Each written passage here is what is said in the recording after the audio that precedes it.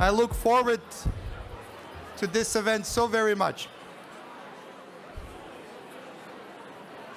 Tonight we have a great, great person we're honoring, and this is not scripted.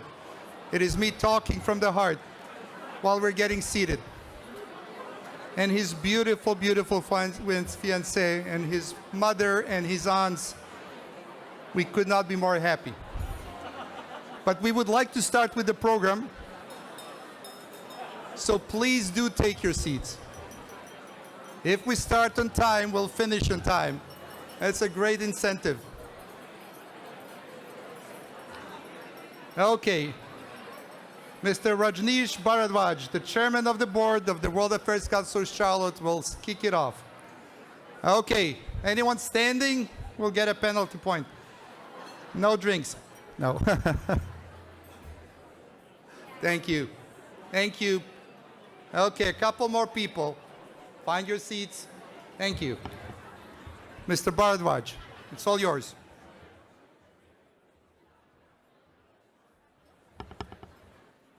Okay. Thank you, LJ, and would appreciate everyone's attention so we can get our proceedings commenced here. One of the housekeeping items I had was to remind folks that there is a cash bar outside. I don't think anyone needs that reminder. So anyway, it's awesome to be here with all of you this evening. I'm Raj Bharadwaj. I have two amazing, well, actually multiple amazing jobs in life. Son, father, husband, brother, friend. I'm also the COO of American Express Bank. And then I have the privilege of serving as the chair of the World Affairs Council of Charlotte. Of course, I'm here with our fearless leader, our president and CEO, LJ Stambuk, and a little bit more about him in just a couple of minutes. By the way, all of you should feel free to start eating because we have a lot of story for you tonight, and it's going to be pretty fast-paced. One more housekeeping item, in addition to the cash bar, is that parking. The parking gate is going to be raised until 9:30 for easy departures. And if you stay beyond 9:30, then our volunteers will have a parking voucher that you can use to scan to exit. Okay? Hopefully you guys got that. So let me tell you a little bit about the World Citizen Award Dinner. The World Citizen Award Dinner is a unique occasion where we come together. Folks, I want to, if I can have your attention, I would really, really appreciate that. We have an esteemed individual we'd like to honor, so I would appreciate your attention. Thank you. The World Citizen Award Dinner is a unique occasion where we come together as a community to recognize a truly exceptional individual who has made extraordinary contributions to enhancing the global reputation of the Charlotte regions. Eugene Woods is that person.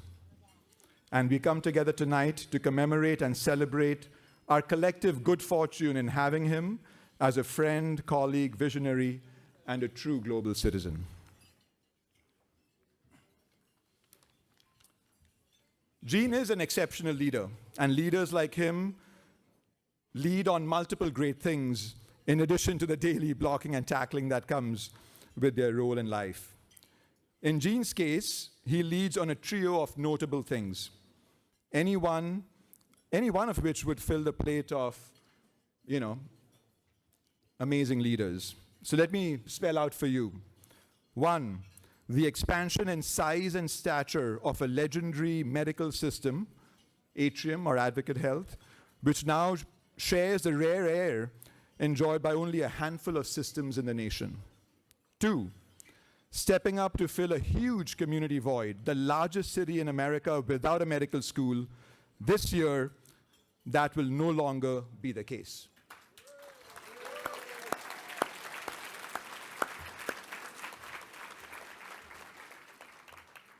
Tacking on to it all, and and accompanying an even bolder, a Pearl District Innovation Initiative.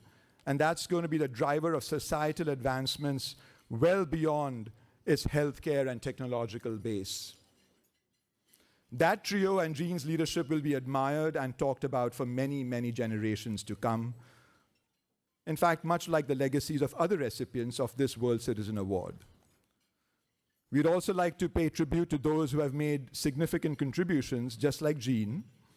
There have been leaders and innovators from our community who have been previously honored with this prestigious World Citizen Award. Those luminaries are listed in your program on page 9. I think we'll all agree that all of them and Gene are in good company with each other. So before we go over some evening details, I have some additional exciting news to share with you, and that's about LJ, my good friend, and his leadership in our community. On the 14th of May, the city of Charlotte presented LJ with the prestigious Richard Windroot International Achievement Award during the 2024 Mayor's International Community Awards. This award, named after the... Yep.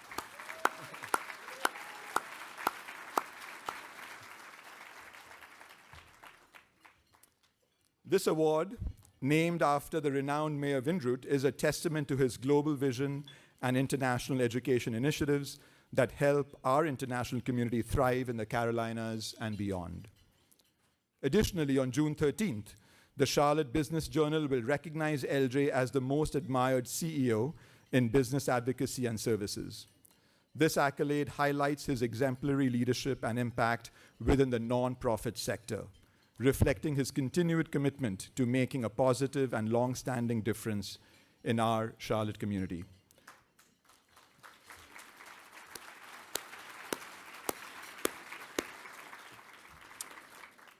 So with that, I'm going to step off the stage. Please join me in congratulating LJ on these well-deserved honors.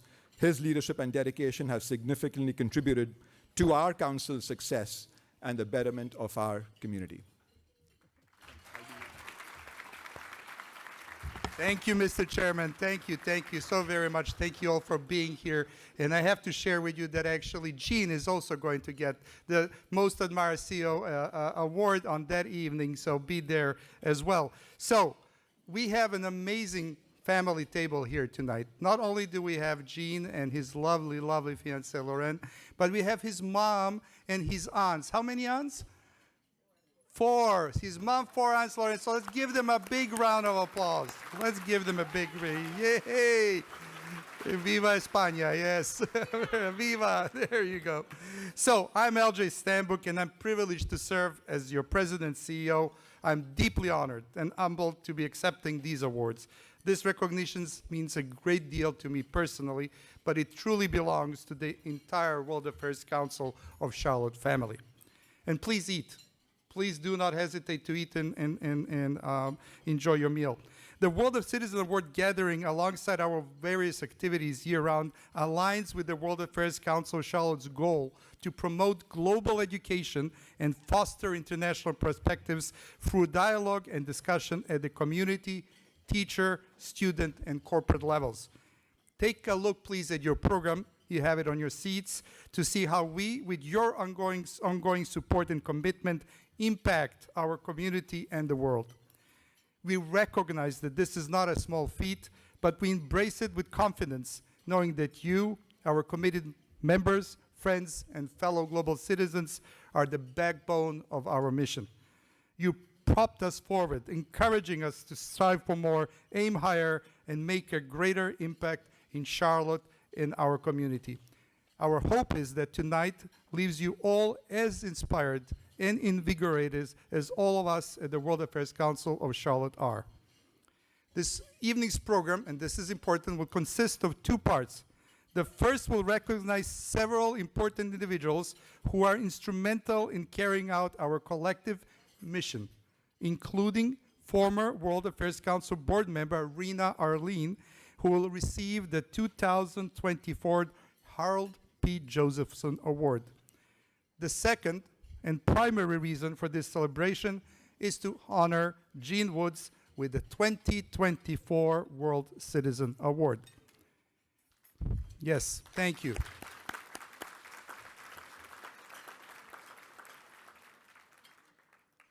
But recognizing all of you here, is very important to us as well.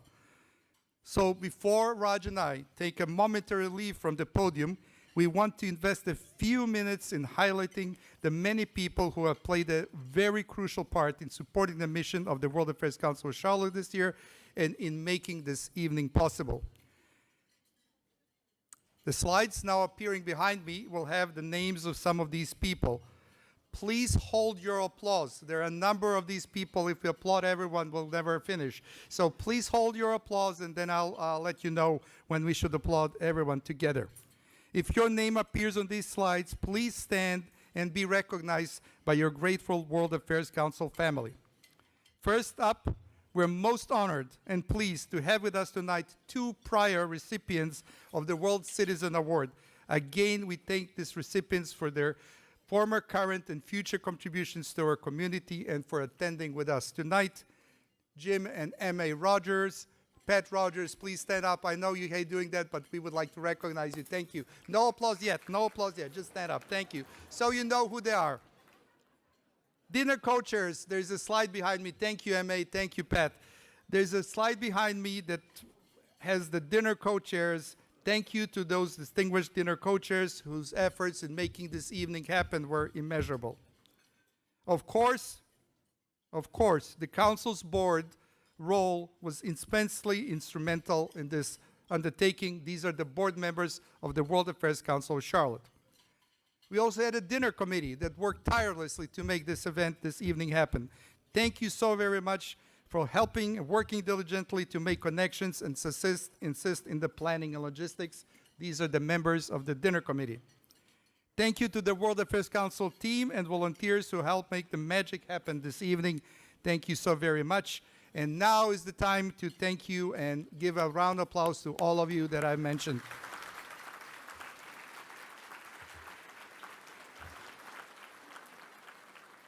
I'll finish shortly. Again, enjoy your meal. The slides now appearing behind me have the names of our generous 2024 World Citizens Award dinner sponsors. The ambassador sponsors behind me, thank you so very much. Diplomat sponsors behind me right now, thank you for your sponsorship. Envoy sponsors, thank you so very much. Council sponsors, consul sponsors, emissary sponsors, Charge d'Affaires sponsors, and our media partner, Charlotte Business Journal. Thank you for being here. Thank you for your help. Thank you for sponsoring, and thank you for making this event possible. And I want to thank the Hilton. The Hilton has been a partner of the World Affairs Council. Thank you, Hilton Center City. Thank you, Clam. Thank you, Morgan. Thank you all for helping us make this event what it is. Now enjoy your meal. Go around, talk to people. We'll start with the program in about 20 minutes. Thank you so very much for your attention. So welcome back. And as we resume the celebration, and before the highlight of the evening, the presentation of the World Citizen Award to Eugene Woods, we would like to give you a brief glimpse into two of numerous aspects of the World Affairs Council. And this we can all be proud of. For the many others, you can refer to your program and get a glimpse, but at least let's do two. So with that, LJ, I'd like to invite you to join me, and let's begin with the 2023-24 Council Scholar Awards. Thank you, Raj. I'm so proud of this, what we do. You'll meet 10 outstanding teachers who received the fellowship from the World Affairs Council. And it's just a wonderful thing when you talk to them about what great teachers we have in our community. So, one of the great unique features of the World Affairs Council is that we talk and engage with each other on global issues and considerations. That dialogue takes place amongst very eclectic people at numerous different levels. Some of the most pivotal people in that mix are the educators in our community. Experiencing new peoples and places can help teachers gain perspectives that are invaluable in their classrooms.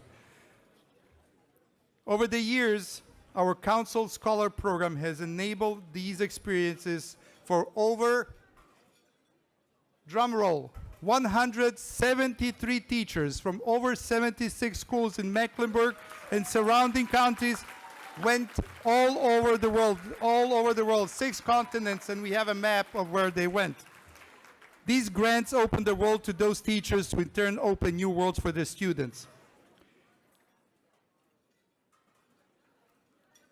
As the teachers receiving scholarship this year come on stage for a brief introduction, we want to thank those on the screen for their unfailing support of the Council Scholar Program, and especially the Margaret Gregg Bissell Endowment, which has set aside long-term funding for this program. These sponsors, alongside Margaret and Smokey Bissell, include Albemarle Corporation, Atrium Health, Bank of America, Infosys, and UNC Charlotte. Thank you so very much. That big, huge applause. It is my pleasure, it's my delight to introduce to you Tosha Ariola, Providence Day School. Tosha is going to Peru. Yay.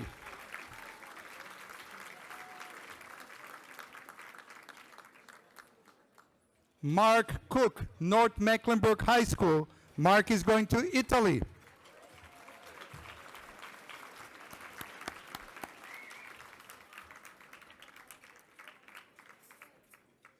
Hannah Goldford, Albemarle Road Elementary School. She is going to Peru.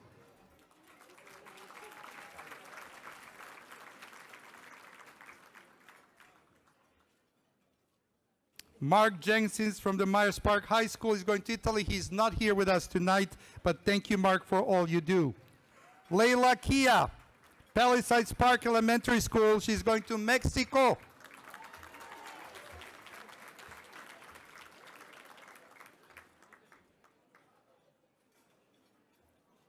Thank you. Tamar Lebron Fernandez, Providence Day School, going to Austria, Italy, and Spain. Yay!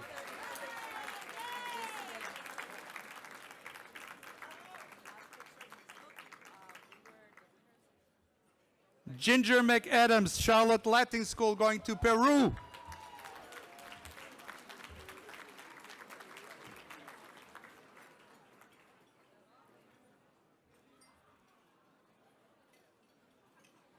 Bravo. Katy Melendez, South Academy of International Language, is going to Senegal, Africa.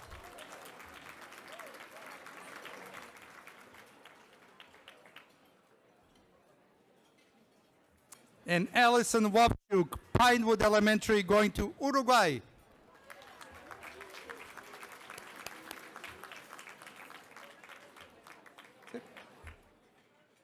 And Amanda Watkins is going to from Mint Hill Elementary School, is going to Guatemala, but she's not here with us tonight. So Guatemala, thank you so very much. One more applause, it says here in the script. One more applause for the scholars, for the teachers. They deserve it.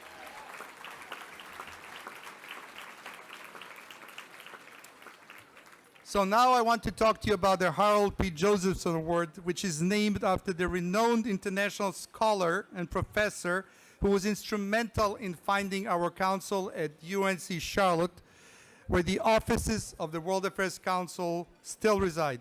Thank you, Dr. Jennifer Troyer, Provost and Vice Chancellor for Academic Affairs, and Joy Gallegos, Associate Provost for International Programs. You're here tonight. Thank you for hosting the World Affairs Council. We appreciate your strong ongoing partnership with us and for being here tonight, as I indicated. This award is given annually to an individual who exemplifies the spirit of Professor Josephson and who has contributed significantly to the mission of the World Affairs Council of Charlotte. This year's recipient is a former long-standing board member of the council and a person who has made innumerable contributions to the council, the Charlotte community and beyond, Rena Arlene. To assist in recognizing Rena, thank you, big applause. To assist us in recognizing this year's honoree, it is my pleasure to introduce to you Mr. George Johnson, World Affairs Council Charlotte board member and commercial banking market executive at Bank of America. Please give a warm welcome to George Johnson. George.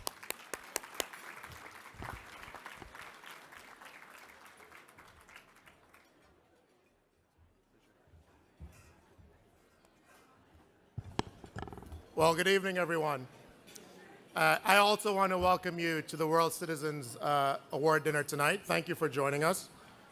My name is George Johnson, and I have the privilege of being a part of the commercial banking team at Bank of America, headquartered right here in our lovely Queen City.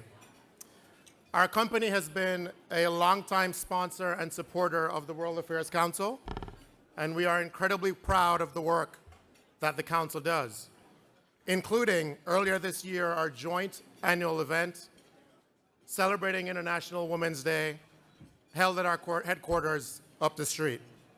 In fact, our CEO, Brian Moynihan, was the 2022 winner of the World Citizens of the Year award. I also have the pleasure of serving on the board with Raj and LJ and some other phenomenal leaders in this room, and I couldn't be more proud of the work that this council does. The work that the World Affairs Council does has an intentionally global focus, but has a very specific impact on our city here in Charlotte. And for that work, we're incredibly thankful and proud of our partnership. The Council elects to present the Harold P. Josephson Award to an individual who has contributed significantly to the Council, but also to the international life of our community here in Charlotte. And given that edict, I can't think of a better winner than Rena Arline.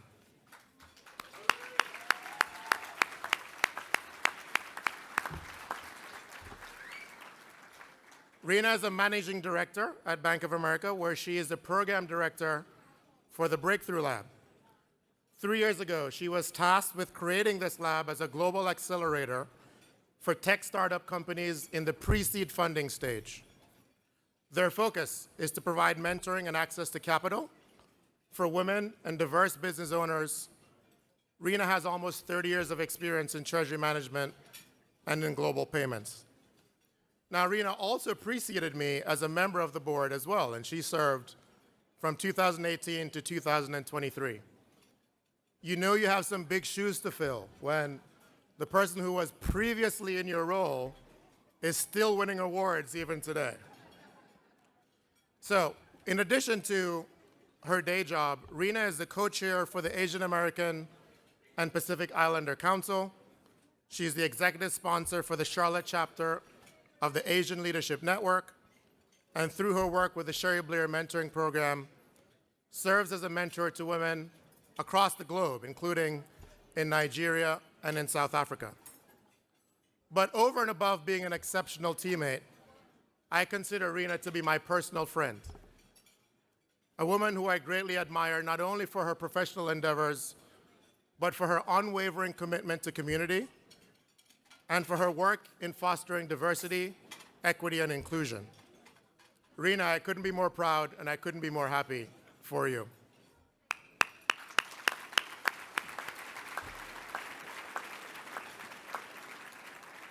Ladies and gentlemen, please join me in congratulating this year's World Affairs Council of Charlotte's 2024 Harold Josephson Award winner, Rena Arline.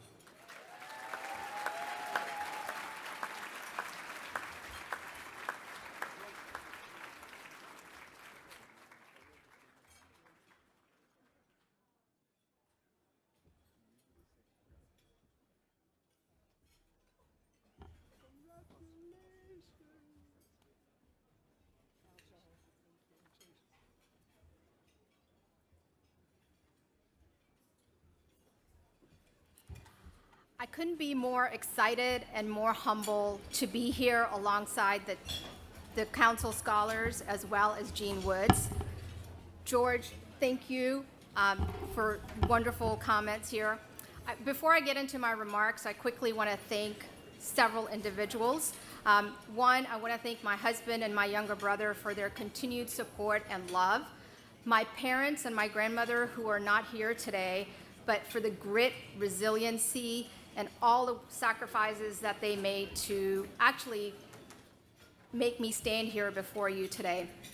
My Bank of America family that's here for providing a lot of opportunities for me and positioning me in such a way that I could actually impact the Charlotte community and beyond.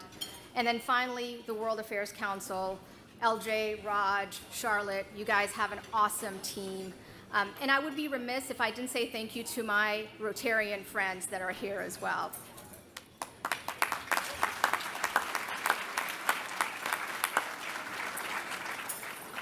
So there I was. I had moved halfway across the globe from Nairobi, Kenya to Winston-Salem, North Carolina. It was the late 80s. I was 13 years old. My parents had sent me to Winston-Salem to start high school as they waited for their immigration quota number to come up. It was an exciting adventure for me, but at the same time, one full of challenges. In high school, for example, I was one of 2 foreign students. And think about this. Nairobi, Kenya, if you've been there, is at that point had a population of 2 million people. Kenya is known for safaris, the Great Rift Valley. You can see Mount Kilimanjaro from Kenya. Great beaches as well, and wonderful coffee. And I moved from that large multicultural city to Winston-Salem, which at that point had a population of 180,000. And actually, I wasn't even in Winston-Salem. I was in the suburbs, so the population was even less. So in high school, I got questions like, what are you? Did you have laundry machines in Kenya? Did you live in trees? And then the one that really flabbergasted me is Kenya in Europe. It was a difficult time. Communication with my family, think about this, the late 80s, there was no FaceTime, there was no Skype. It was actually talking to my parents once a month. International phone calls were super expensive. And I would wait for my mother's letters. She sent me letters on a weekly basis, and I still have those letters. About a year after I moved, my uncle, who I was living with, and my aunt, he actually passed away from leukemia at the age of 43. In stepped Carl and Lucille Harris. Carl and Lucille were friends of my uncle. By the way, my uncle taught at Wake Forest. That was the reason I came to Winston-Salem. So they were friends of his. Carl was a classical Greek professor, soft-spoken. Lucille was a piano teacher, stern but yet warm. And they really filled that void for me in terms of family that I sorely, sorely missed, and really critical support in terms of counsel and mentoring me through this time. And that support didn't stop there. It continued to my young adult life. When I was starting my MBA program in Greensboro, they actually co-signed for my student loan. And they did that because they knew it was setting me up for the future that my parents and I were looking for. There are many Carl and Lucille's that have supported me throughout my career, personally or professionally. And there are many of you in the audience that are Carl and Lucille's for me. What they have really taught me is using my leverage, using my privilege and my role to help that next level of leaders, junior talent. How do we bring them up to that next level of leadership? As well as really setting the foundation of how we work with the lab around women and diverse founders, not only in Charlotte, but globally. So based off of all this that I'm sharing today, what I'm asking you is today, decide who can you be a Carl and Lucille to? And if you do that, you will impact that person just like Carl and Lucille impacted me. And you may have the next Gene Woods standing in front of you. Thank you.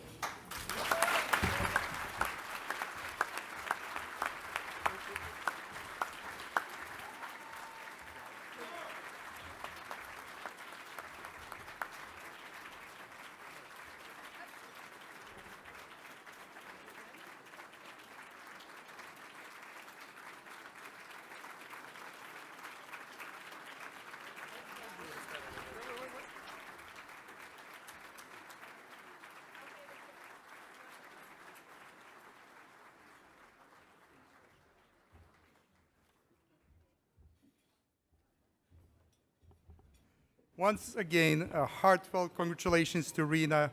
Your dedication, your spirit, and friendship have truly been inspiring for us all.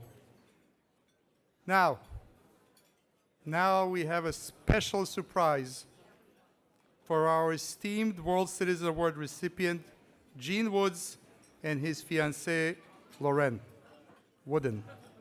Gene and Lorraine, congratulations on your upcoming nuptials this June.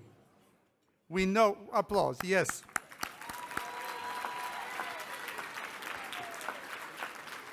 Where is the surprise?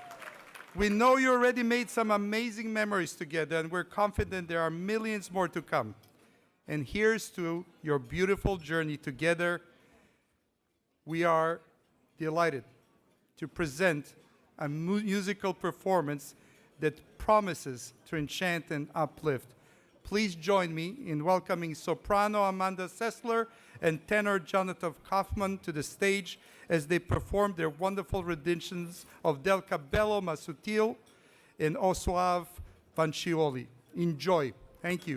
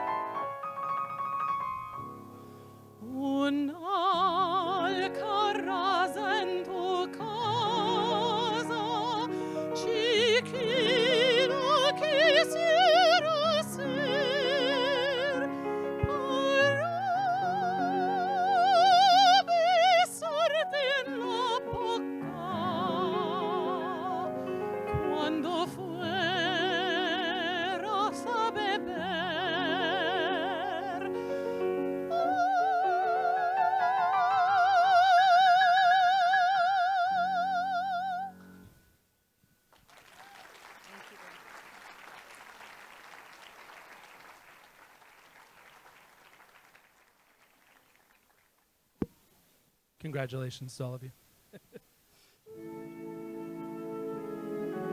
O suave fanciulla, o dolce viso di mite circonfusa ballunar, intera viso, il sogno chiama lei sempre sognar.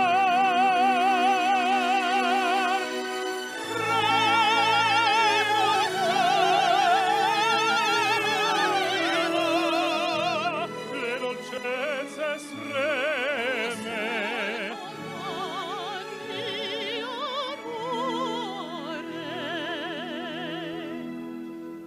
fremo nell'anima, dolcezze estreme, fremo dolcezze estreme,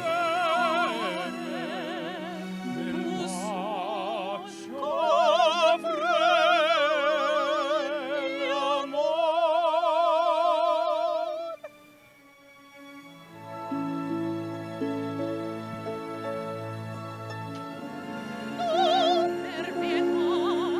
Sei mia,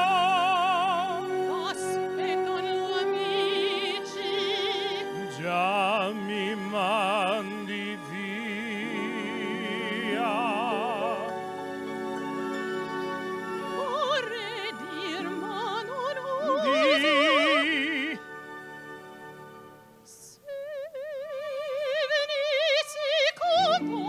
Di che Mimì sarebbe così dolce restar qui, c'è freddo fuori.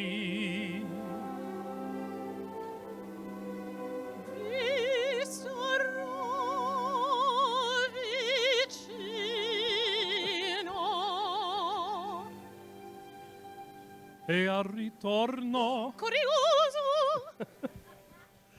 dal mio braccio mi appiccina. Obbedisco, Signor. Che m'ami di Io t'amo.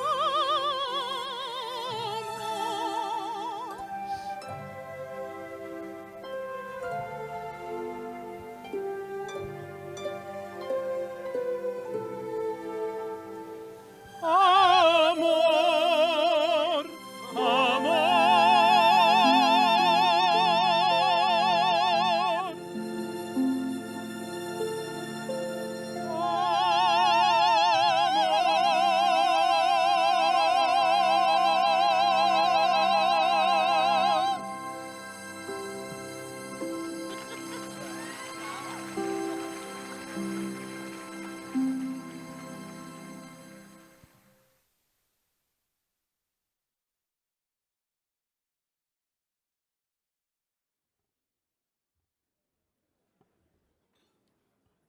Wow.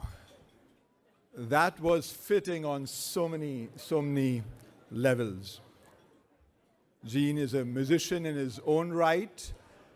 The occasion, what's yet to come. Jonathan and Amanda, that was truly magical. Thank you. So now on to the main event. The World Citizen Award is given annually by the World Affairs Council of Charlotte to prominent citizens who have distinguished themselves by accomplishments and achievements of international significance.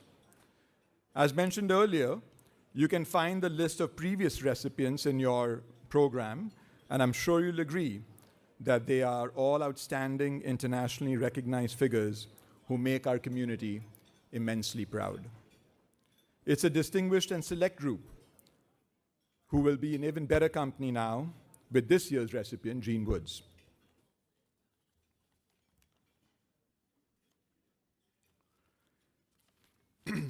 Eugene is the exemplary world citizen.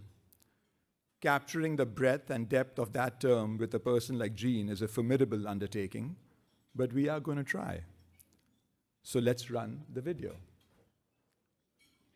Well, I am honored and privileged to say that I serve as the board chair of Advocate Health, and I am just delighted to have the opportunity to interact with Eugene just on a day-to-day basis, helping to really plan for the future of this incredible organization. Because I get to see the behind the scenes of his leadership style, I think I would describe as being a listener, a visionary, and an activator. I would say Gene has a very inclusive leadership style, one that is consensus building, and one that in which he really reaches out to all of the individuals to make sure that everybody's voice is heard to get to the best solution to whatever the discussion is. Over the years, Gene has proven himself an unparalleled leader in Charlotte. He steered a major health system through a devastating public health crisis. He managed the merger of two incredible organizations. He's authored an insightful book on how we improve health equity. And above all, he's improved the lives and health outcomes of our neighbors here in Charlotte and beyond. Well, Gene's, a ball of fire. He's active, he's multi-talented, and while he's a driven person and acquired companies and done great things, he's always thought of business as serving one person at a time to get them to better health. Well, he's an incredibly inspiring leader. I'm really impressed at how he motivates people to really do and be their very best. And he's also very creative and entrepreneurial in terms of thinking about how to have healthcare and health education truly be positioned for the future. If you want to describe Gene's impact in our community, just look at any major initiative. Look at the medical school. Look at the Innovation District. Look at the Pearl completely designating affordable housing and excellent health care. Gene is making a true difference, and it's one that's making our city better. I think Gene is the most transformative leader in Charlotte since Hugh McCall. If you think about what he has done in roughly 7 years and how he has transformed and helped transform this community, it's just completely amazing what they've done at the Pearl, the med school, and numerous other things that he's doing, whether it's with CMS, whether it's with infrastructure and mobility. I would say that Gene is probably the most transformative person that we've seen in this community in decades. His brain is moving 1,000,000 miles a minute, and he's just an incredible thinker and an innovator, and he's always thinking 2 steps ahead. And that's exactly what we need in healthcare. And then in terms of his health equity work, I mean, he is truly driven to find ways for individuals to get access to health care and how we really improve health disparities. He's doing this not only from what is appropriate for a leader of such a large hospital system, but also from his own personal commitment to health equity. Gene's family has had the most impact on his career and his personality, his character. You know, they're all very caring people.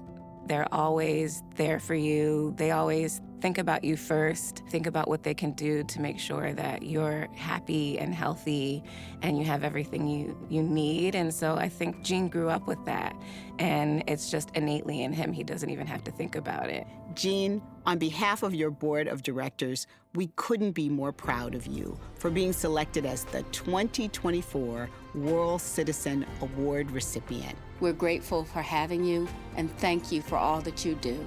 Cannot think of a more deserving person, and the impact that you have made to this community and to this country is remarkable, and really want to say congratulations, and we are so fortunate to have you as a key constituent in our community. Thank you for being my friend, and congratulations again on this incredible honor. Well, Gene, congratulations. You do a great job in our community. It's an honor to be a prior recipient of this and see somebody of your stature get it. So thank you for all you do for our community, Gene, and congratulations on tonight's award. Gene, you are so deserving of this award, and I couldn't be more proud of everything that you've accomplished and more excited for everything that we're going to continue to do in our partnership. Cheers. I am so incredibly proud of you. Congratulations for being awarded this global recognition for your tireless efforts for healthcare advocacy. I'm so proud of you. Congratulations. I can't wait to see what you do next. Congratulations, Gene.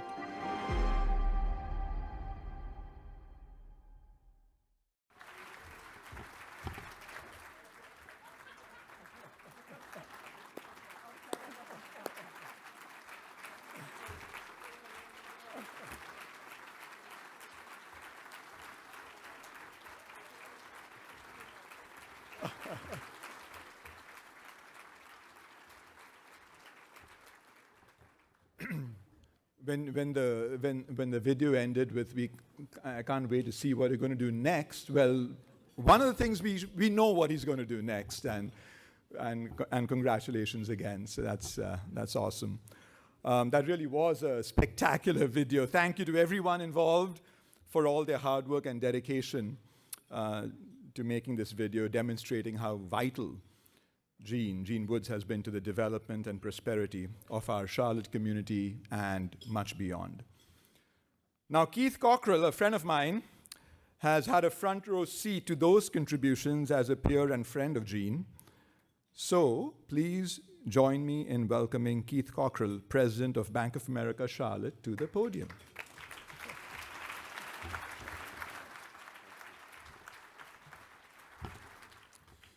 Well, I had to beat Gene up to get up here. I shared with him privately that he wasn't going to take this moment away from me. Good evening. It is indeed an honor for me to be here to represent not just the folks that you just heard on the video, but so many of us here in the Charlotte community and beyond, to honor my dear friend Gene Woods. He represents such warmth and compassion while leading a complex business, yet always stays true to himself. And he always looks so sharp doing it. He's known for saying that there is no such thing as work-life balance. What we should all strive for is work harmony. Whether he's leading in the boardroom or taking center stage with his band, Gene's main concern has been, always will be, the people that he's associated with.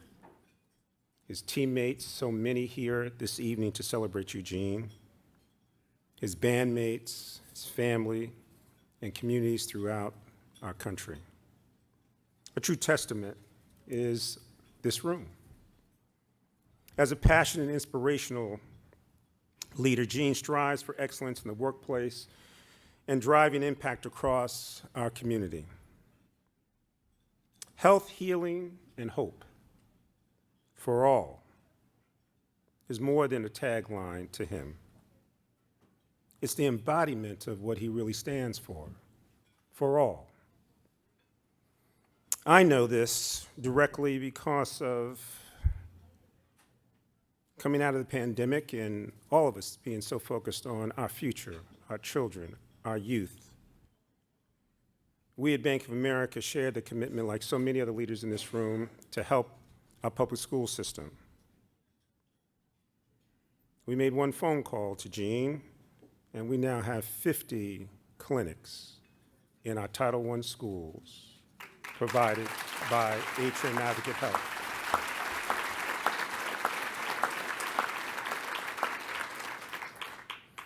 Also in our community college, a senior citizens home, on several college university campuses throughout our community. When we were young, you had to go to the hospital. Gene has demonstrated as a leader that healthcare is coming to our communities most in need. You've heard the wonderful things that he and his teammates at Advocate Health have ushered in, not just a new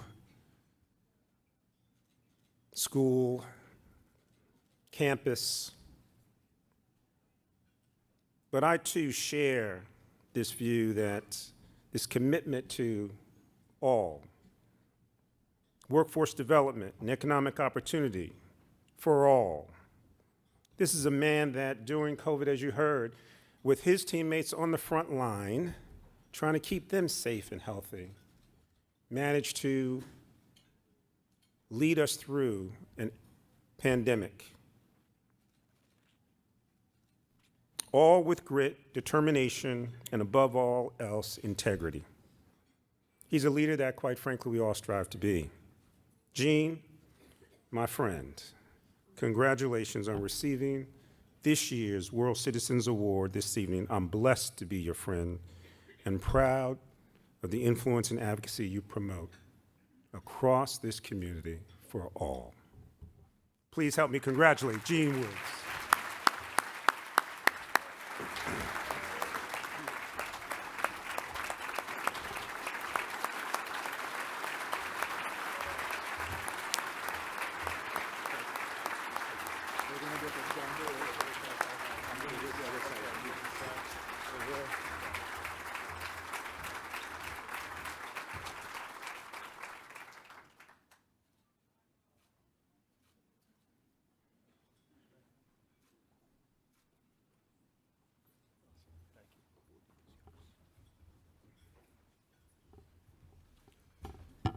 Well, you guys really know how to make somebody feel special around here.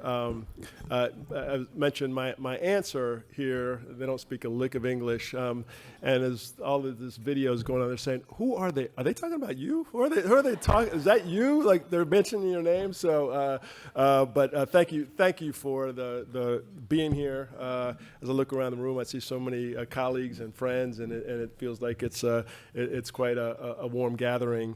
I want to thank Keith for his friendship, his gracious introduction. We've done a lot of great work together. Keith, thank you for that. I also like to thank Mayor Vialaus, Brian Moynihan, Tom Nelson, Malcolm Coley, Dr. Susan Wente, and my board chair, Michelle Richardson, for their heartwarming comments. It's been a sincere privilege to do important work with each of them, and I deeply admire and respect them, and in the process, they've become friends, and that's the blessing of doing this work together. So I was just talking to somebody as I was coming in and told them I kind of feel like a charlatan now. Y'all made me work at it, but I feel like I'm officially got my Charlotte card here. And when I came here 8 years ago, there was one of my board members who's here tonight, Vicki Sutton, told me about the World Affairs Council. And then also Jim Hines, who used to chair the previous version of Atrium, Carolina's healthcare system, also told me about it. And they talked about the mission, specifically about this organization, the importance of being responsible citizens in an interdependent and interwoven world, which is an incredible mission. And the fact that Charlotte is called the Queen City, as we know, has international roots that go back to 1768, with Queen Charlotte of Mecklenburg, the wife of King George III of England. And some historians believe that she was Britain's first black queen, given her ancestry from Africa. So she had global roots. I have global roots as well. On my mother's side, thank you. My mother's side, Maria here, who's here with our four sisters, Carmen, Mercedes, Isamari, y ¿cómo te llamas tú? Inés. Yes, Inés, vale. And my sister, Maria, they're from Jerez de la Frontera, which is a beautiful part in southern Spain. If you know sherry wine, in fact, I want to thank the group here because they got my mom Spanish wine from Jerez when she sat down. I think she had 2 glasses. I think it's only. I wasn't counting. I think it's only 2 glasses, and it's renowned for sherry wine, flamenco music, majestic horses, and it's where I will be marrying my fiance in about 29 days from here. So.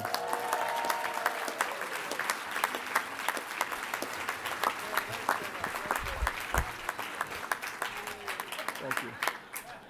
I think she's got more fans than I do in here, I think. On my father's side, he grew up in rural Tennessee. I've traced my ancestral roots back to Western Africa, a region near Senegal and Sierra Leone. Thank you. Are you from there? Awesome, wonderful. And if you go back far enough, if you look around this room, all of us have global roots.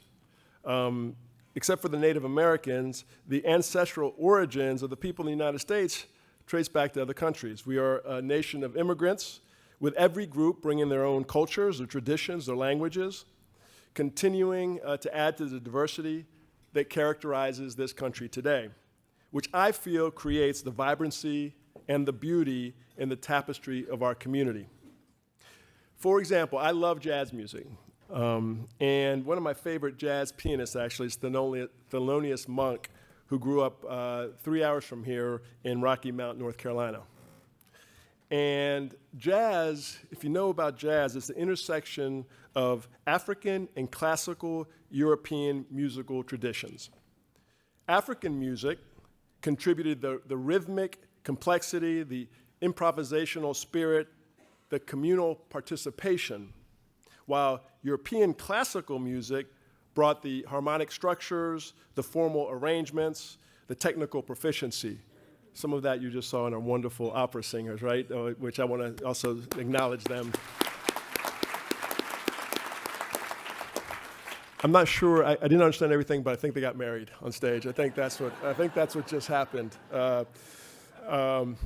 But without the African and the European traditions, there'd be no such thing as jazz today, which is considered one of the world's most revered art forms. So it's this blend of cultures that is one of the things I love most about Charlotte, the Queen City, which is now ranked the 8th most diverse city in the country.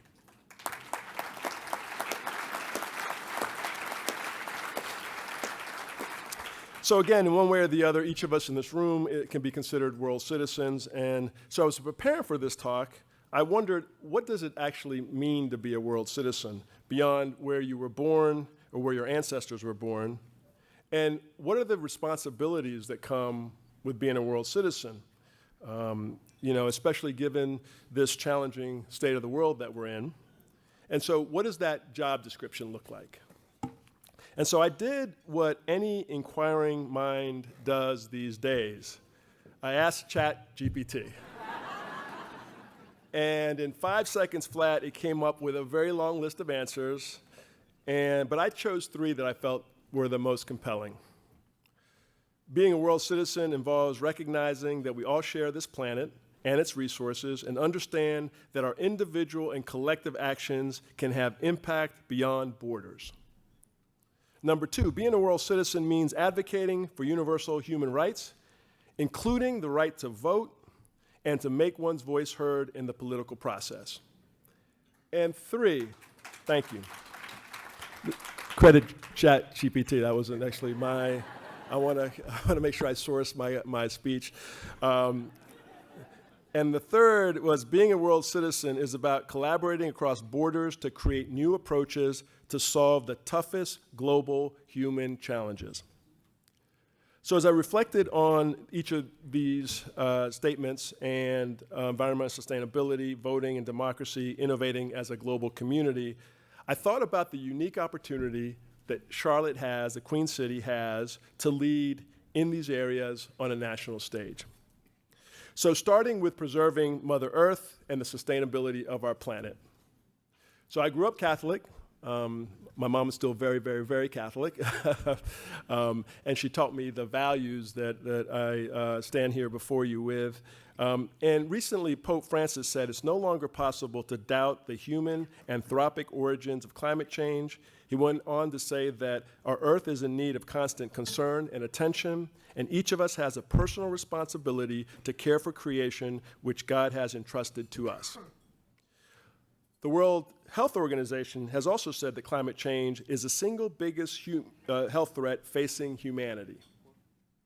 And then when I served on the board of the Federal Reserve Board of Richmond, the Federal Reserve Bank of Richmond, the economists would tell us that climate-based risk threatens the stability of the financial system as a whole, what they call macroprudential concern, which is a fancy term that economists use to mean the problems in one part of this system can affect the entire economy, like the financial crisis of 2008.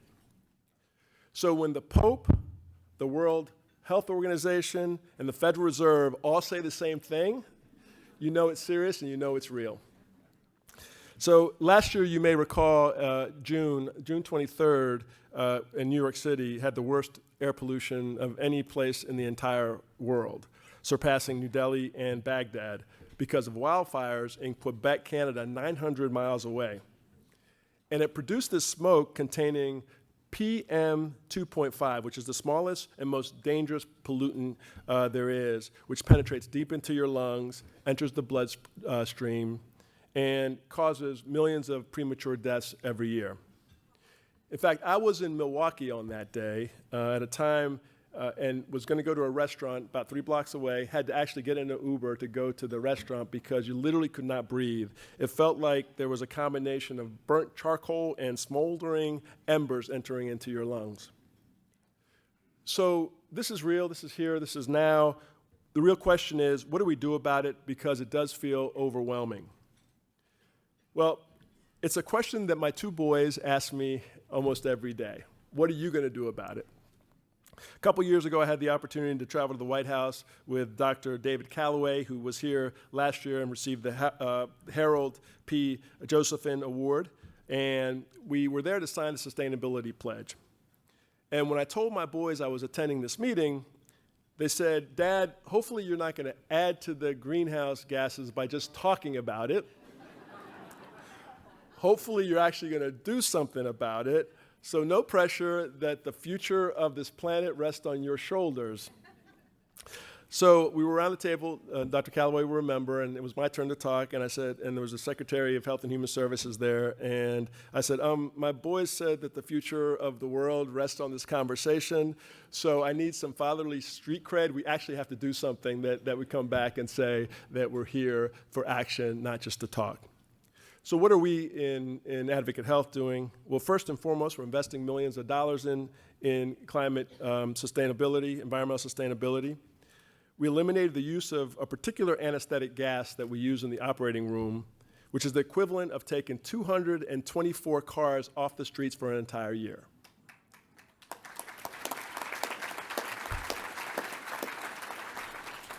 We have recycled waste in the weight equal to the weight of 2,000 elephants, eliminating 3,000 metric tons of CO2 that would have otherwise gone to a landfill.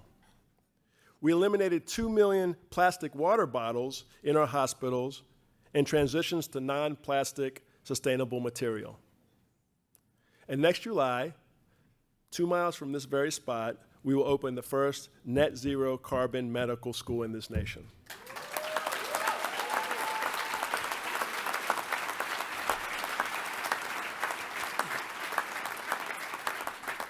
So I believe to my core that the responsibility of a world citizen today requires that we not only commit our organizations to join the cause, but commit ourselves as individuals. Plant a tree, recycle everything, incorporate more plant-based foods into your diet, turn off the lights when you leave a room, because it all adds up.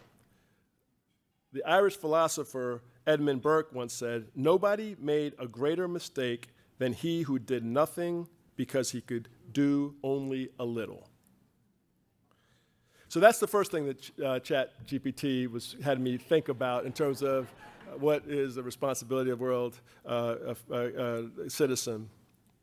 The second, as we rise to safeguard our planet, we must also rise to safeguard our democracy.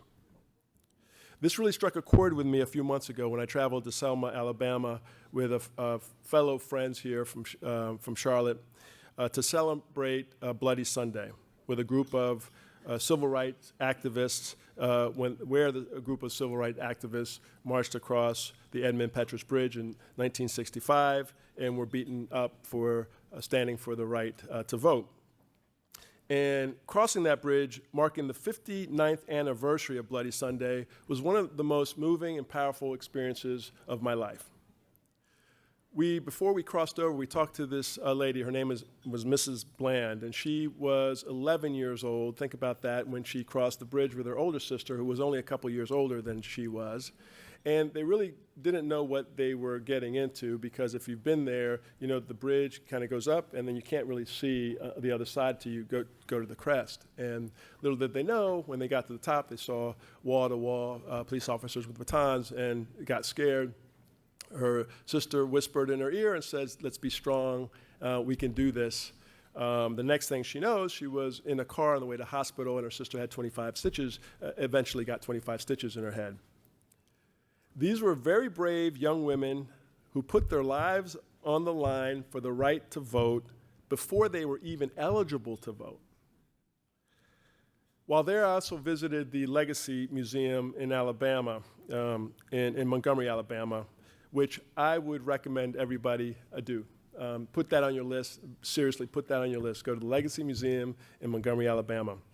And you can kind of see what folks went to, African Americans went through, these literacy tests to be able to vote. So you see this, you actually see the jar of jelly beans, where one of the questions were, tell us how many jelly beans are in this jar. There was also a jar of cotton, said how many cotton balls are in this jar. The other questions, there were written questions there. One question, and I was reading on, I got a picture of it, said, now this is a literacy test you had to take in order to vote. Name all the vice presidents of the United States in the order that they served. Another question was, if a state has 42 electoral votes, how many congressmen does it have? So these are, and it went on and on and on. Obviously, nobody could pass the test. I certainly couldn't pass those tests. So it's really, really important to be reminded of the struggles of the people that went before, the people that really led to the Voting Rights Act, a law that was passed certainly within my lifetime. And it is troubling for me to hear that in 2023 in this city, the Charlotte primary election for mayor and city council had less than 5% of eligible voters that turned out. So think about that. Less than 5%. So we need to never forget, especially with a big election coming up, that voting is the bedrock of our democracy. It's a privilege that many around the world are still fighting for because it empowers individuals to really control their destinies, to shape their destinies, to create the type of society that they want. So we should all actively encourage people as world citizens to vote. And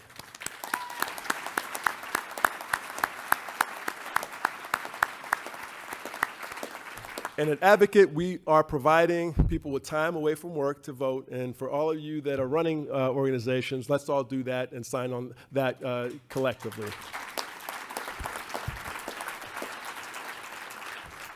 Finally, the third thing about being a world citizen is we have to collaborate in new ways that drive new thinking, collaboration, and innovation, and solves for humankind's toughest challenges.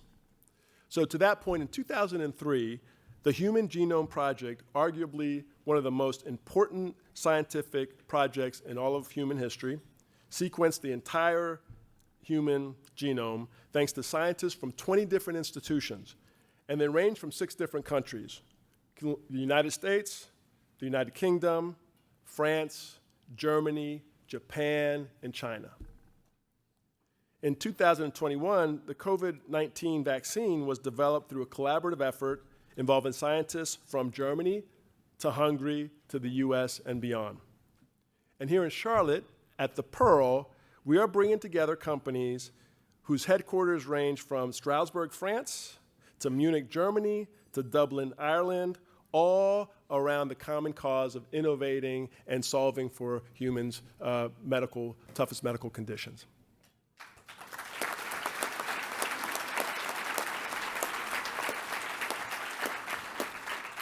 And the incredible, incredible laboratory we have here in Charlotte, through the influx of people from around the globe moving here every day, really that results in this beautiful blend of cultures, language, and ethnicities, we should all fully leverage that.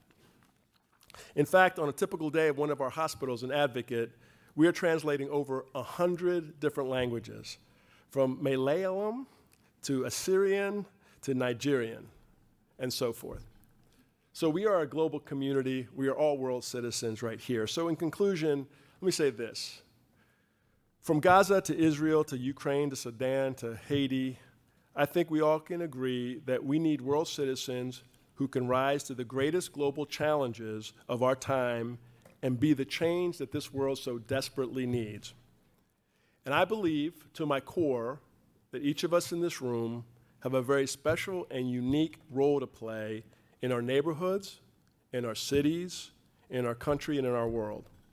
Because just like the mission of this organization, it is really, truly all interdependent and interconnected. So tonight, in receiving this award, you have my promise to continue to do my part, not just to be a good world citizen, but to be a good Charlottean. Thank you.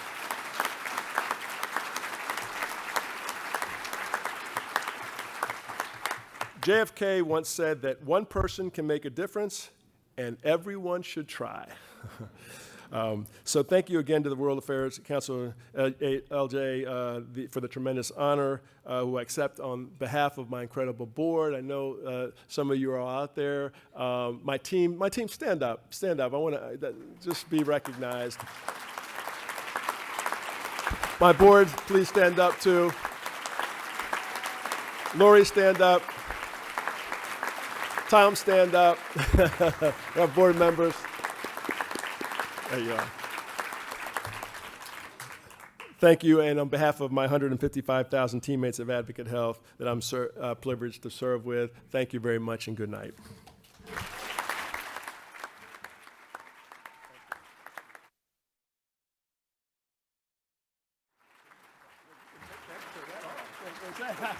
I need a photo.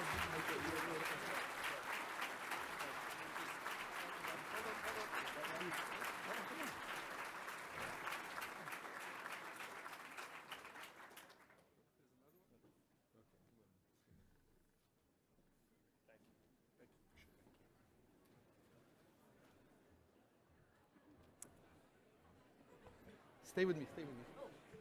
Thank you, Gene, for your hard work and dedication to growing the Charlotte community into the internationally connected and prosperous city it is today. I personally want to congratulate you once more on receiving tonight's recognition as the 2024 World Citizen. It is well deserved. Thank you so much. Thank you all for attending, helping us honor this truly remarkable individual. At the World Affairs Council of Charlotte, we're looking for people who are curious, just like Gene, about our world. If you're one of those, please consider becoming a member of the World Affairs Council of Charlotte. As you drive through Uptown tonight, when you leave, look out for the Wells Fargo lights lit on 550 South Tryon. They'll display Atrium Health colors in honor of Gene and his company.